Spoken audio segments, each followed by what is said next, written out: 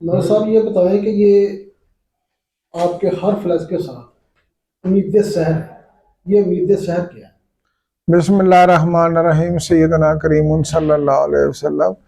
میں تو سب سے پہلے اللہ تعالیٰ کا شکر ادا کرتا ہوں، اور پھر میں سانگلہ ایل کی عوام اور پی پی 132 کی عوام کا بھی شکریہ ادا کرتا ہوں، جنہوں نے امید شہر کے اس نظریے کو، اس لفظ کو، اس سلوگن کو بے شمار پذیرائی دی ہے۔ اور اب مجھے لوگ ملک اعظم کم اور امید شہر کے نام سے زیادہ پکارتے ہیں۔ امید شہر غریب آدمی کی وہ آرزو ہے، وہ تمنا ہے، وہ آس امید ہے کہ ایک دن انشاءاللہ اس حلقے میں ایسا بھی آئے گا جس میں غریب کی عزت اور امیر کی عزت برابر ہوگی، جس میں غریب کو پٹواری سے اپنی فرد لینے کے لیے رشوت نہیں دینی پڑے گی، جس ایک ایسی بھی صبح سانگلہ علم میں آئے گی جب پولیس میں ان کو اپنا غلام بنانے کے لیے ان پر جھوٹی ایف آئی آریں درج نہیں کی جائیں گی۔ ایک صبح وہ آئے گی انشاءاللہ جس میں غریب کے بچے کو میرٹ پہ نوکریاں ملیں گی اور ان کا حق ان کو واپس ہوگا، ان کی تعلیم کے مواقع فراہم کیے جائیں گے، کلاشن کوف اور منشیات کی بجائے قلم اور کتاب ان کے ہاتھ میں دی جائے گی۔ یہ امید شہر ہے اور ہم اس کی جدوجہد کر رہے ہیں، اور انشاءاللہ تعالی سانگلہ ایل کے غریبوں، مزدوروں اور محکوموں کے بچوں کی جنگ لڑ رہے ہیں اور انشاءاللہ لڑتے رہیں گے۔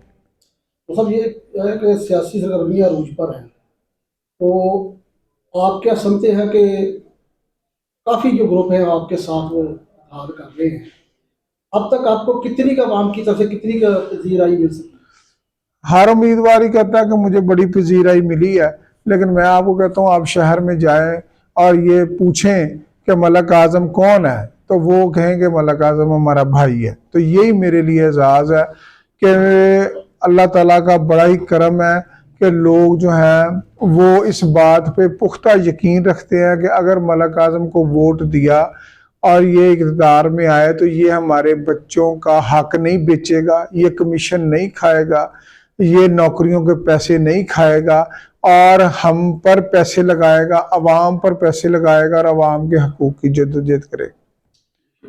جی ملک صاحب، ایک سینٹ میں قرارداد منظور ہوئی جس میں قرارداد یہ منظور ہوئی کہ الیکشن جو ہے وہ آگے جانے کی نہیں ہونی چاہیے۔ اس سے پہلے سپریم کورٹ کا ایک فیصلہ آیا ہوا ہے 8 فروری کو الیکشن کا۔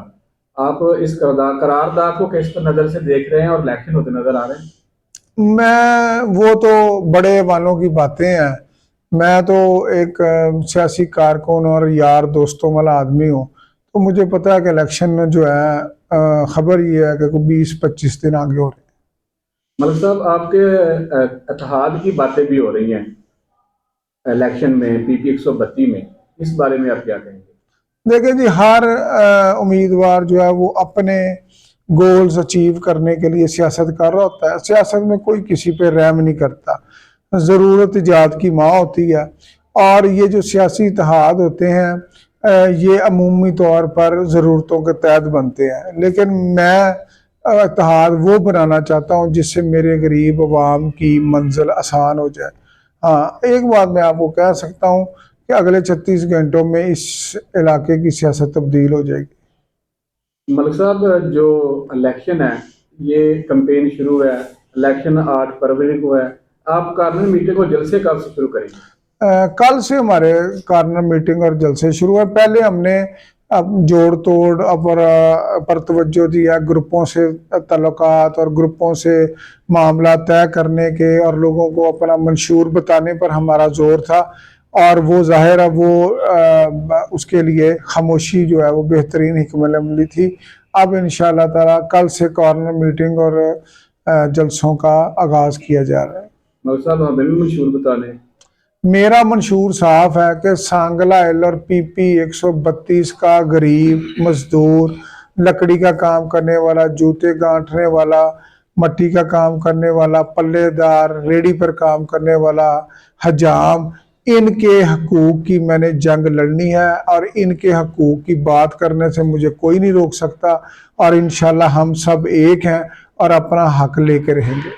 ملک صاحب، آپ بات کر رہے ہیں، آپ بات کرتے ہیں غریب کی، محکوم کی، لوگ اس نعرے سے بہت زیادہ متاثر ہو رہے ہیں۔ आप इस जंग को किस तरह कामयाब करेंगे? ये बहुत बड़ी जंग है। बिल्कुल, बड़ी जंगों के लिए बड़ा हौसला होता है, क्योंकि मेरी नीयत साफ है, मेरा कोई मफाद नहीं है इस बात में।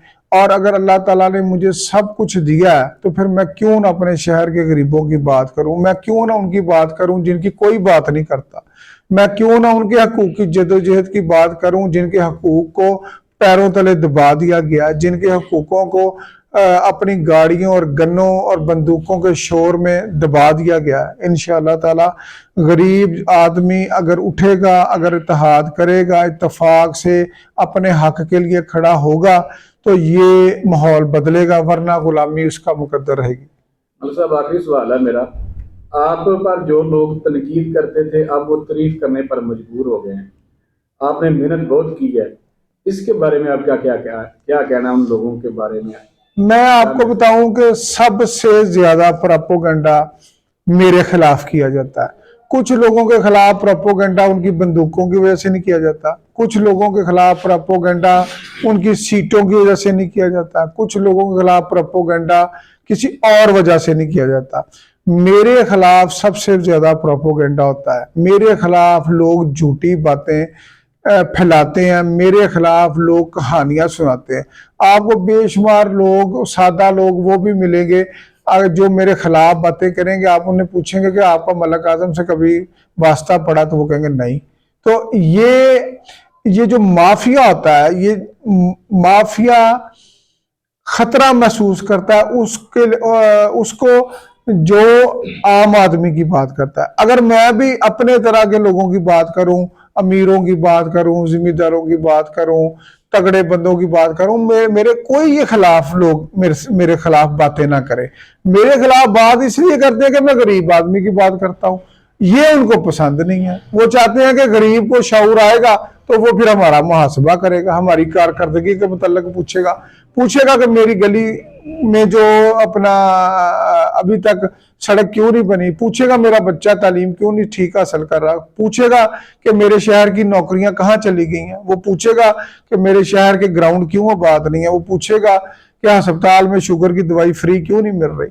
तो ये उनका नुक्ता नजर है जिसकी वजह से मेरे खिलाफ लोग बात करते हैं। मैं अपने मुखालफिन को ये भी कहना चाहता हूँ, मेरे पर इल्जाम लगाए ना कि मैं कब्जा ग्रुप हूँ, मेरे पर इल्जाम लगाए कि मैं गरीबों के प्लाट बेच के खा जाता हूँ, मेरे पर इल्जाम लगाए मैं अपने गरीबों को प्लाटों की जगह गलियां बेच के खा जाता हूँ, मेरे पर इल्जाम लगाए कि मैं एमएस से गलत रिजल्ट दिलवाता हूँ, मेरे पर इल्जाम लगाए कि मैं इंतकाल जो है वो जाली करवाता हूँ, मेरे पे इल्जाम लगाए कि मैं मंशियात बकवाता हूँ। कुछ तो इल्जाम लगाए ना भाई।